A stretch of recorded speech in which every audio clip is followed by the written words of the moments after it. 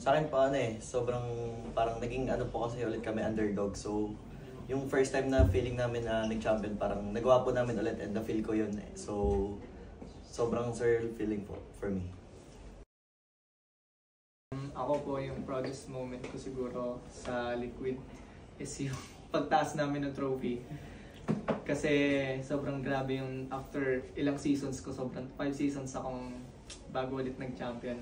Kaya sobrang sarap na mahawakan ulit yung trophy kasama yung teammates na meron ako ngayon. Sa akin pa Masya kasi marami po akong buhay kahit ilang beses ako ma-accident. Ako po si Joy. Masaya kapag may ulti sabay minsan moody. Pag nawalan ng dash. Wait lang. Kayo muna. Kayo muna.